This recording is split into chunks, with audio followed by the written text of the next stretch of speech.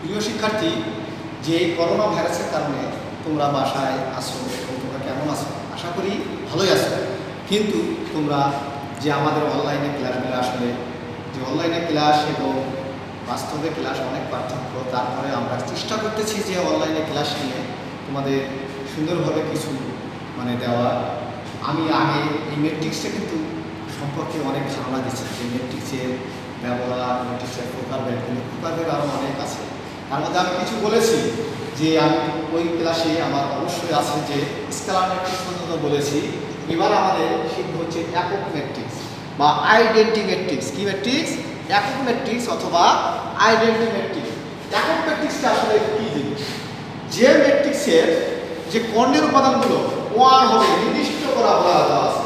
যে আমি যদি 1 0 0 0 1 0 0 0 1, তোমরা দেখো এখানে কর্ণ বরাবর উপাদান অবশ্যই 1 হতে হবে, তাহলেই হবে। এবং বাকি যুক্তিগুলো কি হবে? 0 হতে হবে, তাহলেই হবে কি ম্যাট্রিক্স? একক ম্যাট্রিক্স। হ্যাঁ, এটা দুটো হতে পারে। তাহলে এটা কটা সারি আছে? একটা, দুটা, তিনটা কলাম আছে, সেই জন্য এর নাম হচ্ছে আইডেন্টি। কথার অর্থ একক ম্যাট্রিক্স, সেই জন্য ইউনিট ম্যাট্রিক্স, সেই জন্য I3 দেওয়া যাবে। আমি যদি বলি 1 0 0 1, তাহলে কি হবে? এটার নাম I2। কি হবে তাহলে একক ম্যাট্রিক্স যে ম্যাট্রিক্সের কর্ণের উপাদানগুলো 1 হবে, সেটাই হবে একক ম্যাট্রিক্স। এখন প্রশ্ন হচ্ছে ঊর্ধ্ব ত্রিভুজাকার ম্যাট্রিক্সটা কি জিনিস? ঊর্ধ্ব কথার অর্থ হচ্ছে কি? লোয়ার এবং আপার, নিম্ন। এখন প্রশ্ন আমরা বলবো যে কোনো জিনিসের ঊর্ধ্ব হলো, যে ঊর্ধ্ব ত্রিভুজাকার ম্যাট্রিক্স হচ্ছে কি জিনিস? যে নিম্নের উপাদানগুলো কর্ণের, সাপোজ 1 2 3 5 একটা উদাহরণ দিয়ে বুঝে দেই, 7 2, এই এন্ট্রিগুলো 0। আরেকটা আমি বলি, আর একবার দুটো উদাহরণ দিচ্ছি যে 1 2 3, উপরের উপাদানগুলো 0 5 2 3 দিলাম। তাহলে এইটা আর এটার মধ্যে একটা পার্থক্য আছে। দেখো, আমি তোমাকে বলি, এটা কর্ণ বরাবর উপরের ভুক্তিগুলো, নিচের ভুক্তিগুলো 0, আর এটা কর্ণ বরাবর উপরের ভুক্তিগুলো 0। যদি প্রশ্ন হচ্ছে যে উপরে ঊর্ধ্ব ত্রিভুজের বলতে ঊর্ধ্ব যখন বলবো, তখন আমাদের নিচের উপাদানগুলো 0 হবে। তাহলে প্রধান কর্ণের নিচের ভুক্তিগুলো যদি 0 হয়, তাকে বলা হয় ঊর্ধ্ব ত্রিভুজাকার। আর কর্ণ বরাবর উপরের ভুক্তিগুলো যদি 0 হয়, তাহলে বলা যায় নিম্ন ত্রিভুজাকার ম্যাট্রিক্স। তাহলে আমাদের প্রশ্ন হচ্ছে এটাই, আমরা একক ম্যাট্রিক্স, যে ম্যাট্রিক্সের কর্ণ বরাবর উপাদানগুলো 1 হতে হবে এবং বাকি ভুক্তিগুলো কি হবে? 0 হবে, সেটা হবে একক ম্যাট্রিক্স। ঊর্ধ্ব ত্রিভুজাকার কি হবে? ঊর্ধ্ব কথার অর্থ যে কর্ণের নিচের উপাদানগুলোই যদি 0 হয়, তাহলে হবে ঊর্ধ্ব ত্রিভুজাকার। আর নিম্ন ত্রিভুজাকারগুলো হবে কি? নিম্ন ত্রিভুজের উপরের উপাদান ভুক্তিগুলো 0 হবে, সেটা হচ্ছে নিম্ন ত্রিভুজ। আর সবগুলো 0, সবগুলো আমি 0 দিলাম, তাহলে কি হবে?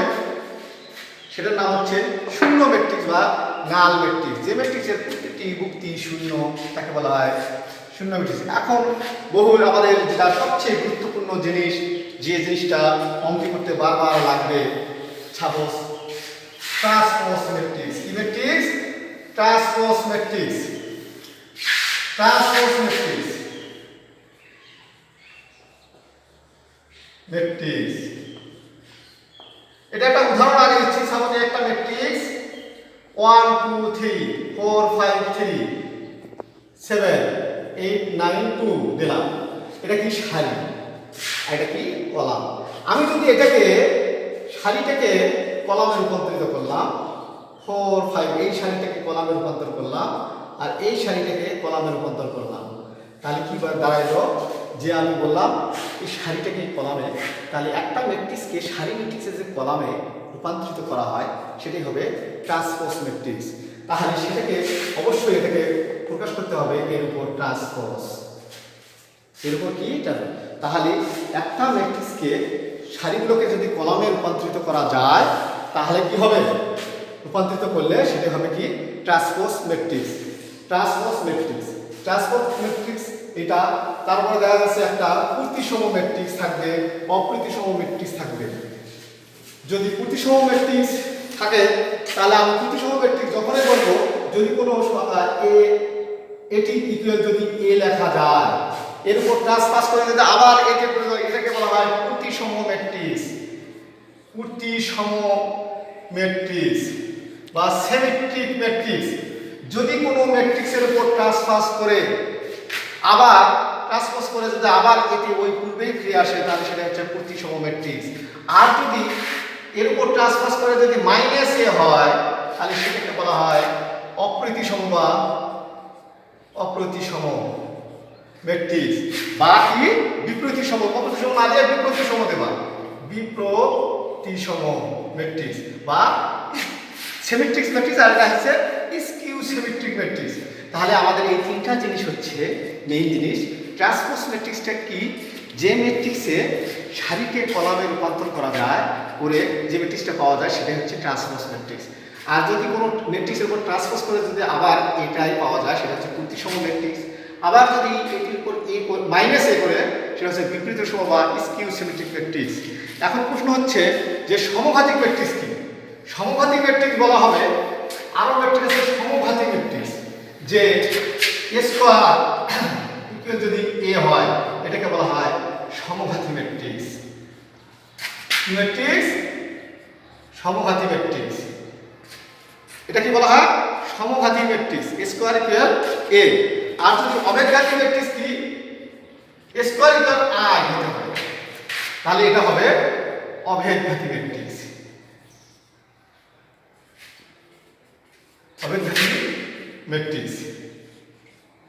তাহলে আমাদের সমঘাতী ম্যাট্রিক্স মানে স্কয়ার করে মানে এ ডট এ করে আমরা যখন অঙ্ক করবো তখন বুঝবা যে স্কয়ার ইকুয়াল আবার পূর্বের সাথে যদি ফিরে আসে সেটা হচ্ছে সমঘাতী।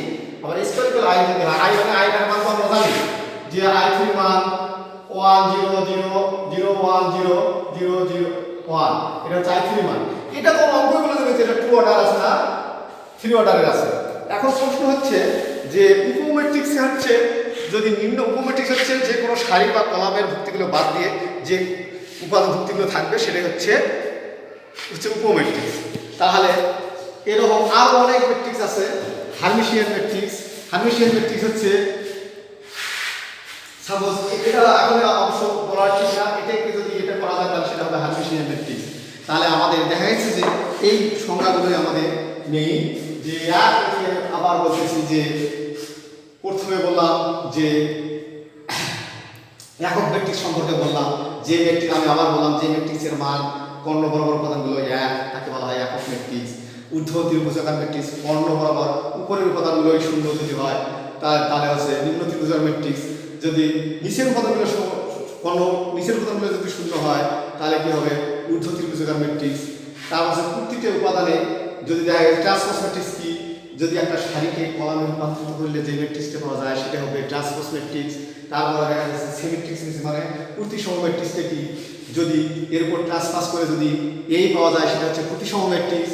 এর উপর ট্রান্সপাস করে যদি মাইনাস এ পাওয়া যায় সেটা হচ্ছে বিপরীতসম ম্যাট্রিক্স অর্থাৎ স্কিউ সিমেট্রিক ম্যাট্রিক্স। তারপরে আবার দেখা যাচ্ছে যে সমঘাতী ম্যাট্রিক্স কি? যদি স্কয়ার ইকুয়াল এ করা মানে যে কোনো দুটোর যখন অঙ্ক করবো তখন বুঝতে পারবা। স্কয়ার ইকুয়াল এ হলে সেটা সমঘাতী ম্যাট্রিক্স। অবেদঘাতী স্কয়ার ইকুয়াল আই হলে সেটা অবেদঘাতী ম্যাট্রিক্স। আর কোনো যে ম্যাট্রিক্সের হচ্ছে উপম্যাট্রিক্সটা হচ্ছে একটা যখন আমরা এই এন্ট্রিটা দেবো এটা বাদ এই যে চারটা থাকবে সেটা হচ্ছে কর্ণের যে প্রধান যে কর্ণের প্রধান বাকি উপাদানগুলো নিয়ে ম্যাট্রিক্স। এই যে ম্যাট্রিক্সের সম্পর্কে যে ম্যাট্রিক্সের প্রধান ভেদগুলো তোমরা বাসায় সুন্দর করে পড়তে হবে। তাছাড়া আমি আরও বলতেছি যে ম্যাট্রিক্সের কিন্তু সমতা লাগবে। যে তুমি যদি ম্যাট্রিক্সের যোগ বিয়োগ এবং গুণ করা যাবে সমস্যা নাই, দেখলে বোঝা যাবে যখন অঙ্ক করানো হবে। তাহলে আমাদের দেখা যাবে যে সংজ্ঞাগুলো আমরা সুন্দর করে পড়বো বাসায়, সুন্দর করে আবার পড়বো বই নিয়ে রূপন্তি প্রকাশনী বা যে কোনো বই নিলে সংজ্ঞাগুলো সুন্দর করে ম্যাট্রিক্সে দেওয়া আছে সেগুলো ভালো করে পড়বা। পড়ার পর আমরা নেক্সট ক্লাস থেকে অবশ্যই অঙ্ক করবো। এই সংজ্ঞাগুলো জানা থাকলো তাহলে তোমাদের ভালো হবে।